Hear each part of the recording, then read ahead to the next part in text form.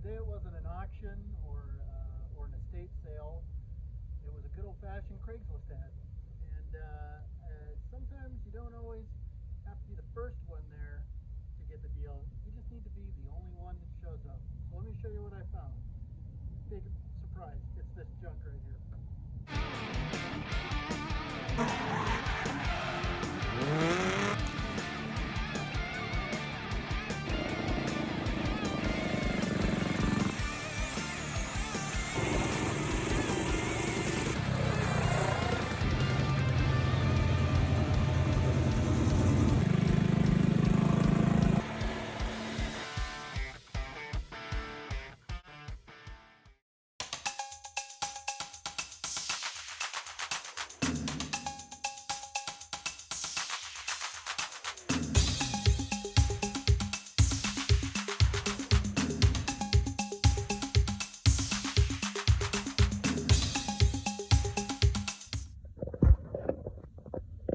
So we got 1, 2, 3 tubs full of miscellaneous garbage. Most of it is actual garbage. Some of it might be useful to try and put this back together. This is most of a 1954 Cushman. Seat's pretty good. That's nice. I don't know how that happened with all of it looking like this, but I think that the guy I got it from, who is now dead, bought a few new parts. Now it takes years and years to develop the skill required to get a project at this level of crapitude and be able to figure out what goes where. And from what I've figured out over the years is the best thing you can do is to get organized first. So I'm going to first just go through and just figure out what looks obviously like junk, and then I'll go through again and with a finer eye and figure out some more junk, and then I should be left with enough that I can figure out whether it even goes to this thing or not, and then after that I can start figuring out how it actually goes together. So for example, like I can see, I think this goes with it. This is a very old school drum brake, and we got this. Assuming it goes like yay. I don't know, these rivet holes seem odd, but then I think the wheel, that bolt pattern looks about like that bolt pattern. So again, I have never worked on one of these, so I have no idea, but you know what, it lines up.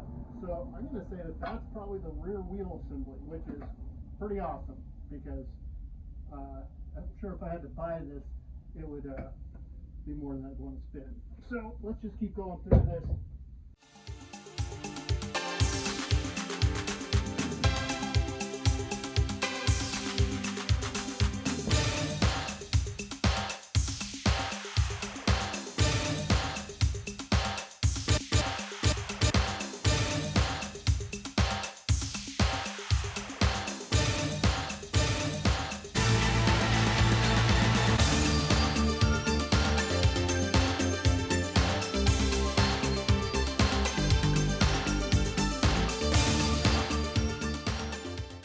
It's got a pretty nasty gack from a saw, so that's junk.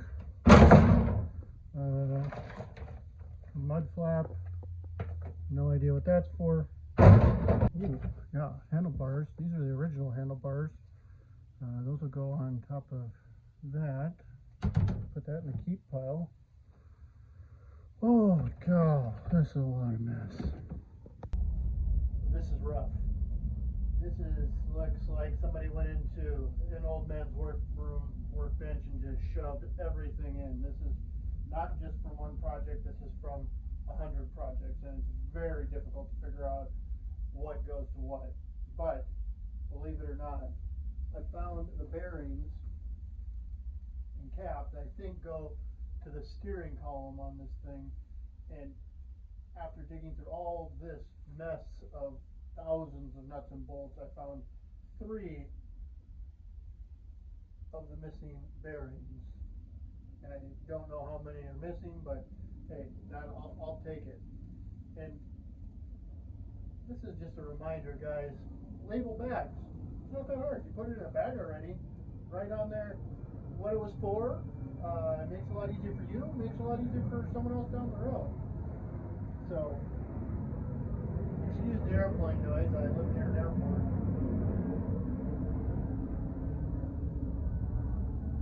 But hey, although this is a lot of random crap, it's not all bad. Found a lot of good stuff that might be able to use on a future project. I got some nice switches, got some kind of shift ball. I'm going to actually go to this. I think it originally had a 2-speed shifter. It doesn't now.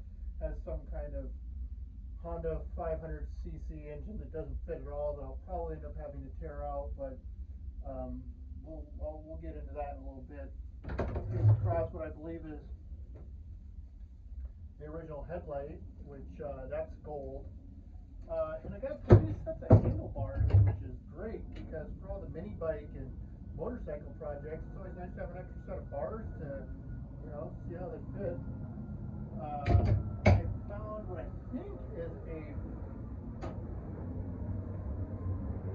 Subaru, sorry, not a Subaru, a Toyota Tercel 4x4 shift now, because it's the only car I know with an extra low gear on it. So I might be able to throw that on eBay and recoup some of my investment here. Other than that, we also found a set of nice chrome tips for the pipes. These are going on. You better believe that. What else?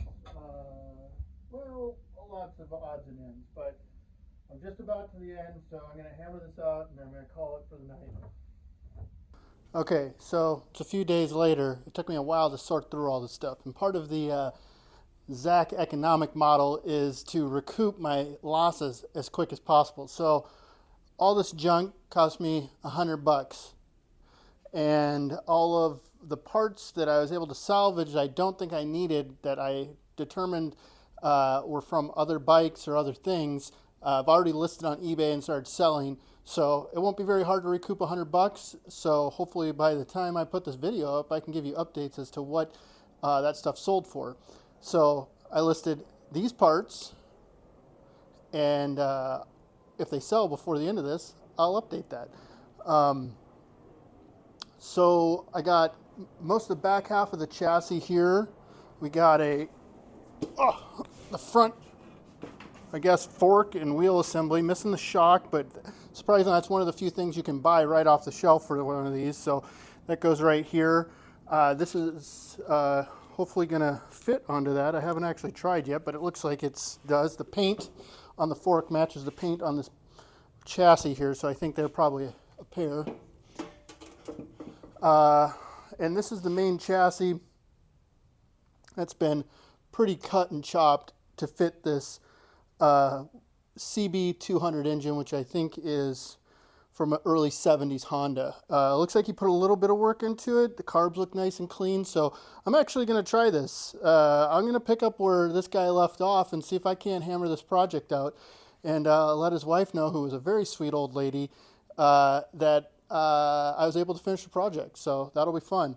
And then I got everything else sorted down to just a few pieces of, or a few totes full of stuff. So I'm going to get this up on here, but I'm going to show you how I do that, because you might want to do this at home. It doesn't look like much, but this thing is heavy. So instead of risking blowing my back out, I'm going to use my handy dandy homemade gantry crane. So if you look at this up here, we got some frame rails left over from the sliding garage door here. Same rails, have about a 500-pound capacity per rail. So what I did is run one here, run one there, and then with the roller hardware, I ran a bar in between them and put the old Hobo Freight winch on there, so I can scoot this back and forth, left and right, and really saves me a lot of back pain when I'm moving things around in the shop here, especially mini bikes and stuff. I mean, I don't know if you could quite trust it to lift a car, but it definitely gets the job done for medium to small size stuff. So let's get it loaded. All right, we got that strapped down, so let's give it a go.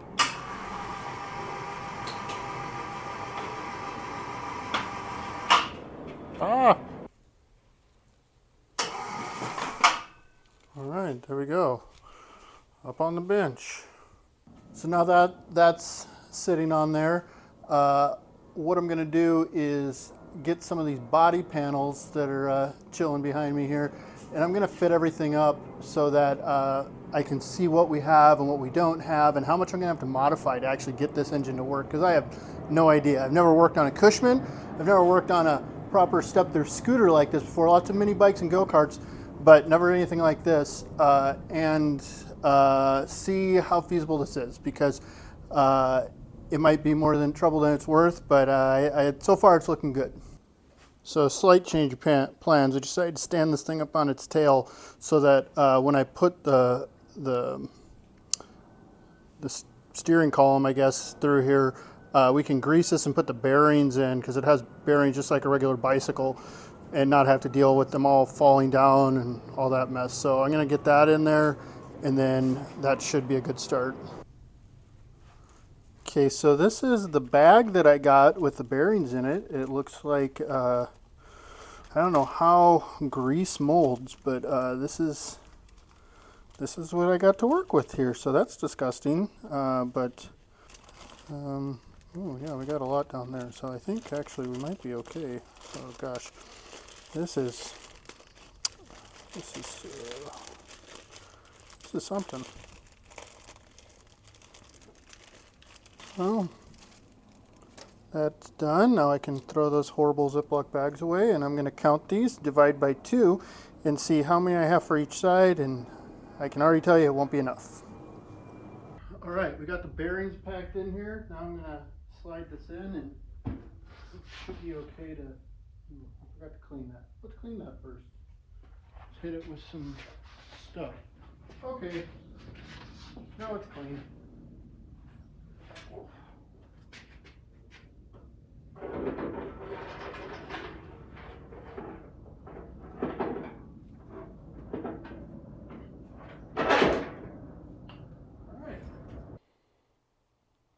Okay, so we got the kickstand put on. Oh, that goes out, trust me. We got the front all packed, put the bearings in the top, got the collar on, got the bolt. Haven't put the handlebars on yet. I'm going to wait till we get some more of the body on. But I moved on to getting the rear on. Before I could do that, I had to reattach the gear to the hub here, and the way you do that is you got to put rivets in here, like not just regular rivets but old school rivets. So I just happen to have a Skippy peanut butter jar full of old school rivets that I inherited when I moved into the house, so that's convenient. Which, oddly enough, my house is from 1954 and the bike's from 1954, so that's neat, because this would have been what you would have used. So I didn't have the exact right one, so I had to, I'm cutting some of these down to length, and then I'll show you how these go in. I had to kind of figure it out, but it's not that hard, so let me show you. See, I got clamped down in the vise here, and I'm just going to crank it down until that soft aluminum squishes, and it should do the trick. Come on now.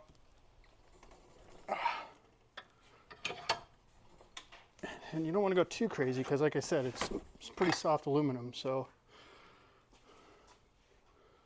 got a little bit of a squish there and a nice deformation there, so that's good. So I'm going to do that 8 more times and then I'll be ready to mount up.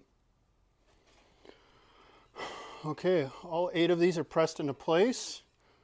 Boop, boop, boop, boop, boop.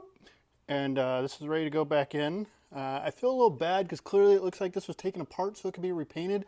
But you've seen the condition of the bike. I'm not really going to slow down and repaint all the parts, because I think it's kind of a waste of time.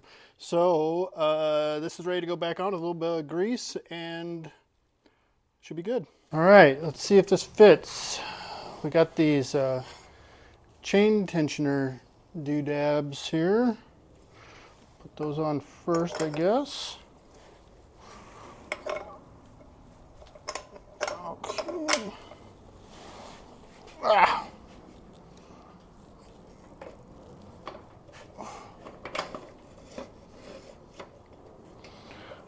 All right, put some nuts on here.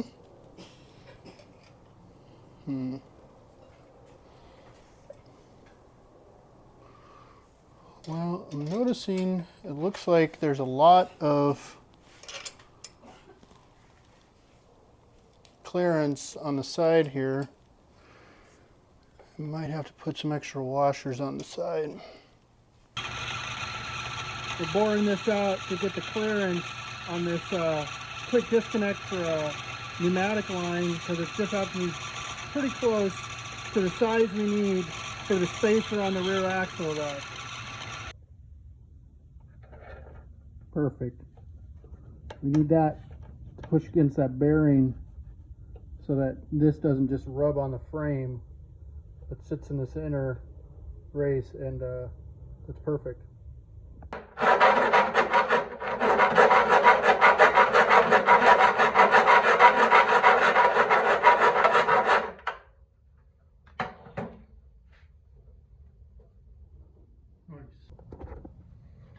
All right, there we go. Now we got clearance. Good.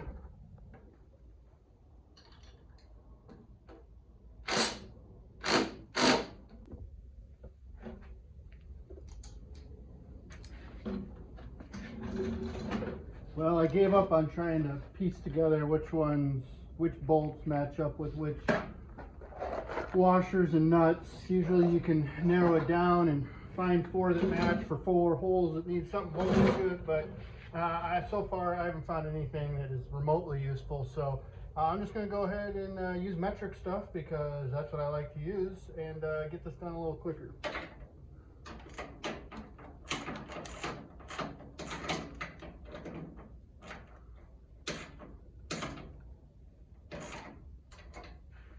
This is mostly just a test fit, because I'm sure I'm going to have to take all this apart again once I get all the stuff for the drivetrain. I mostly just want to be able to make sure that I have all the body pieces and how they fit, because I have never, like I said, no idea what I'm doing on this. So I think once I get it most of the way together, I'll be able to start making a plan for how to fill in the gaps. But we got a lot of it, so I think it'll be okay. It's starting to look like something at least. Got some brackets that are missing up here on the front. The other big thing, I'll bring you around here to show you, is the exhaust here on this is in a completely wrong spot. So I'm not sure how I'm going to get this exhaust either. Do a real quick 90 and go down through a very tight space to, nothing, so that's not going to work. If I bring it out here, it's just going to be real ugly and look crazy, so I'm going to have to figure out something creative for that. We'll see. Got some fitment issues here, nothing we can't fix. There we go. Don't be afraid to just get in there, because, you can't make it really any worse when it's this bad. That's why I like these projects.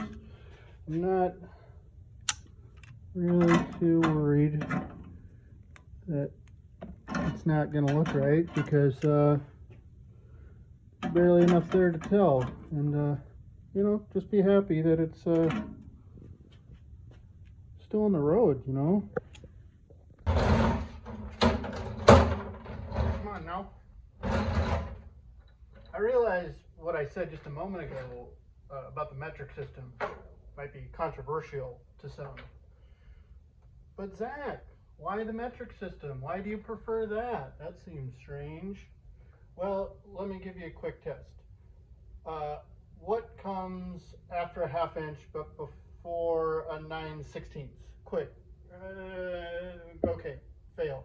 How about what comes after a 10 millimeter and before a 12, an 11? What comes after a 12, a 13? What comes after 11/13 wrench? I don't know. Nobody knows, and it's a huge bunch of silly fractions, and I hate it, and I refuse to participate. So that's why most of the time I'm working on foreign vehicles, and even when I work on domestic stuff, I like to do what I can for the cause, and use as much metric stuff as I can. I mean, you can only live your life once, right? That needs to get drilled out. Those holes are too small. Ooh, watch the paint. Just kidding.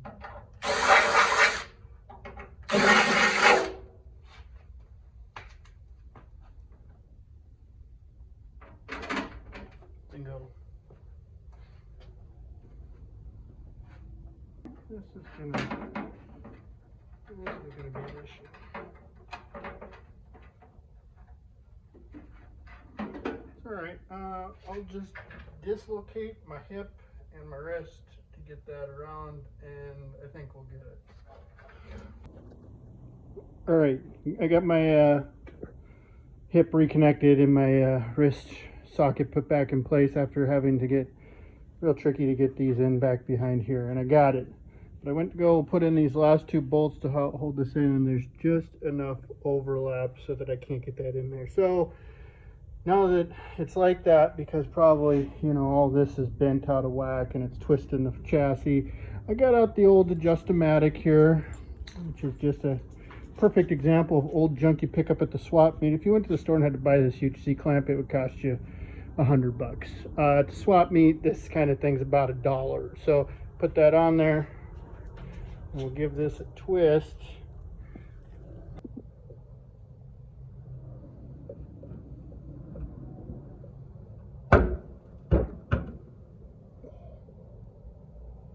There we go. Lined up, and I'll just sneak a bolt in there and it should be good. All right, here we go. Got it back down on the ground. This thing looks like a 1950s spaceship. Look at that lean. That's how it would have originally been. I mean, that's oozing style. We got a nice tail light that I'm going to put in there once we get to the electrical system. I have a tack for it too that's going to go right here. You can see how shoehorned in this engine is. And I think I figured out what I'm going to do with the exhaust. We're going to go ahead and just shoot it right out the front and cut it through the floorboards and then fork it and kick it back. I mean, I don't think it's going to affect the value any if I cut a couple more holes in it. You can see where the previous owner grafted all this in. I mean, that's just, bless his heart, he tried. But yeah, it's not fooling anybody. This thing's toast. But there's still some life left in it. I mean, look at this thing. It's got the look. I mean, it's getting there. For just 2 or 3 days of thrashing and this thing being just a pile of parts for the last 30 years, it's coming together pretty good, and I can't wait to get on to the next step. I got to stop now just because we got to get this out of the garage and make room for the cycle carts to come in, because we got a race coming up. I got to prep me and the wife's car for the Tour de Industrial down in the industrial district of South Seattle by the docks. It's going to be a riot, so stay tuned for that. It's going to be a thrash session, but for now it's good. Next time around we're going to start in on the electrical stuff.